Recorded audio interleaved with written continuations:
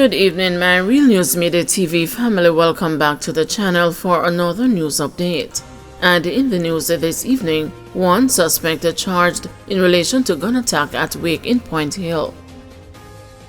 A man has been charged and several others are being sought by the St. Catherine North Police in relation to a recent gun attack at a wake in Point Hill in the parish.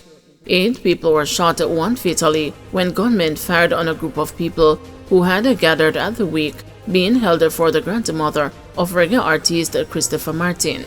O'Neill Spencer, 34, a farmer from the community, was killed in the attack. Senior Superintendent Christopher Phillips, commanding officer for the Area 5 Police, who urged those being sought to surrender, confirmed that the man who was charged is among several people who were detained. SSP Phillips was speaking at a press conference at the Spanish Town Police Station Tuesday morning.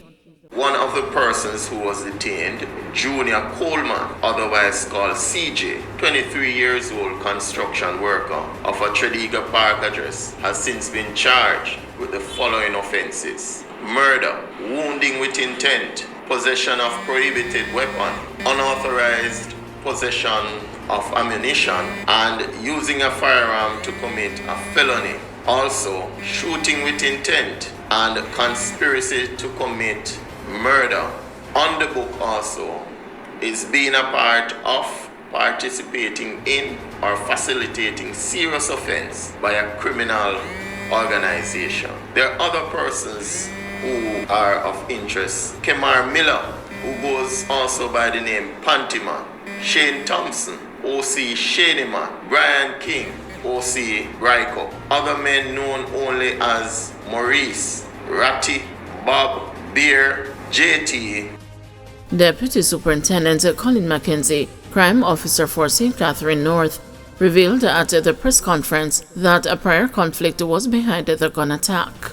Based on our assessment so far, we believe that the shooting incident stemmed from feuds that exist long before the incident, and the opportunity presented itself for the persons to carry out revenge, and so they use the opportunity to attack each other. And our investigation have revealed that the perpetrators are aligned to known gangs. We have deployed our community safety and security operatives there to reassure that there's victim support, and the community members, they are appreciative of the increased police presence.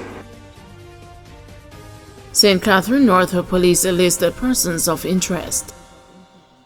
The St. Catherine North Police have listed 6 individuals as persons of interest. The communications arm of the Jamaica Constabulary Force said that the persons identified may be able to assist them with several ongoing investigations.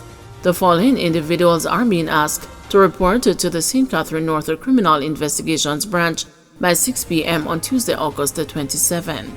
They are Kiddo Russell, otherwise called Kiddo, a man known only as Radigan, a man known only as Cotta, a man known only as Lance, a man known only as Ian, and a man known only as Tony. Investigators believe that these persons may have information surrounding criminal activities in the Gordon Pen area. Anyone with information that can assist the police to locate these individuals is being urged to contact the Spanish Town Police at 876-984-2305, Crime Stop at 311, or the nearest police station. Jamaican man faces lengthy prison term over alleged scheme to defraud American woman. A Jamaican man is facing a lengthy prison term on wire fraud-related charges after he appeared in U.S. court on Monday for his alleged role in a long-running scheme to defraud a California woman. Dwayne Anderson, 35, of Hanover, is facing federal wire fraud charges. He was arrested on extradition on July 11 by Jamaican authorities. He had remained in custody in Jamaica since that time. According to the indictment, from as early as 2010 until September 2017, Anderson participated in a scheme to defraud an American woman. It said that using phony names, he contacted the victim by telephone, text message, and email and falsely informed her that she had won millions of dollars in a sweepstake.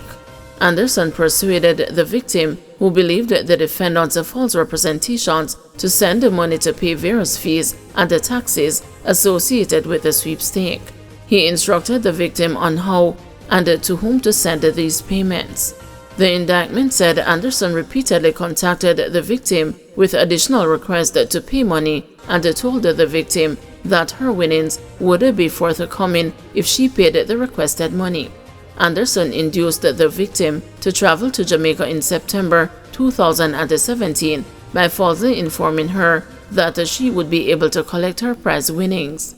He told the victim to bring US $1,600 in cash with her to Jamaica and instructed the victim to give the money to a driver that met her at the airport. The victim paid the purported fees but never received any of her purported winnings. Anderson is charged with 8 counts of wire fraud filed in the U.S. District Court for the District of South Dakota in February 2023 and was unsealed upon the defendant's extradition to the United States on August 22. If convicted, Anderson faces a maximum penalty of 20 years in prison for each count. Proactive security measures serving to deter some criminals targeting cash-in-transit services. Teddy Lee Gray, president of the Jamaica Association for Private Security, is attributing a decline in armed attacks on cash-in-transit operations to proactive measures by armed guards and the members of the security forces. The police have revealed that gangs have been working together to ambush and rob courier vehicles, resulting in a security guard being killed, others wounded, and the millions of cash being stolen in a series of attacks. The latest incident last month resulted in 5 men being killed during confrontation with the police in Negril, Westmoreland, following a failed attempt to pull off a heist. The police high command revealed that the men are members of a criminal network which has been targeting courier vehicles. Mr. Gray says that a particular incident has made the criminals more apprehensive about ambushing courier vehicles, but he's conceded that there is still room for improvement. Despite the lingering challenges, Mr. Gray believes there has been a marginal increase in public confidence arising from the proactive approach, but we can't be overconfident that these persons will not try again. He is also advocating that private security guards be provided with more sophisticated weapons and receive continuous upgrades in their training. Sometimes security guards return fire, so I believe that is kind of saving some of these attacks, compared to last year. And the security forces and the intelligence, it is assisting the private security industry more, but I still maintain that the security guards need weaponry, better weaponry, which is the security minister through the firearm license authority will have to give the security companies more power. But as you can see that when security officers and also the security forces return fire, this normally put a damper on some of these criminal elements. I believe the public overall and customers, I believe they feel a little more safer that, hey, if these persons are coming, at least they know that either the intelligence or the security forces will be there or security officers will return fire. So I think they are more happy, but as I said, we can't be overconfident that these persons will not try again. Maybe they will try to come better. The security officers doing courier services, they need to be uplift their gear more, at least do their weekly tactical training. So to prepare, can be doing the same things they used to do. At least pre-2023, we would have to be more vigilant. Because the reality is that September, the last 4 months, normally is the busiest part of the year. So therefore, these persons will try again. St. Andrew North Western constituency up for grabs. Political commentator Lloyd B. Smith is questioning whether the Jamaica Labour Party will retain the St. Andrew North Western seat with the standard-bearer Dwayne Smith. Mr. Smith, who is the councillor for the Chancery Hall Division and the son of the former Member of Parliament Derek Smith, will finally get a chance to contest the constituency following the exit of Dr. Nigel Clark. In January 2018, the senior Smith, who held the seat since 1989, made it clear that his son, Dwayne, wasn't the right man for the job. But Dr. Nigel Clark was put up by the party as the candidate for the March 2018 by-election, which he won. Speaking with the news on Monday, the political commentator, while noting that the constituency was a safe seat for the JLP, said it has come under threat.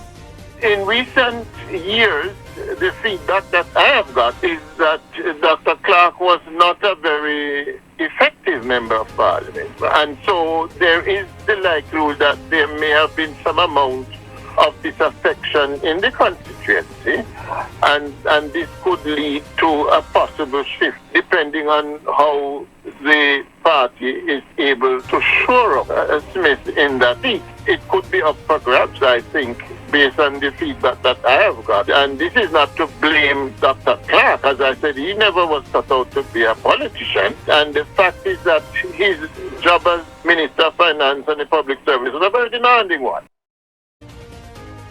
Thank you everyone for watching. See you tomorrow morning at 6 a.m. for another news update.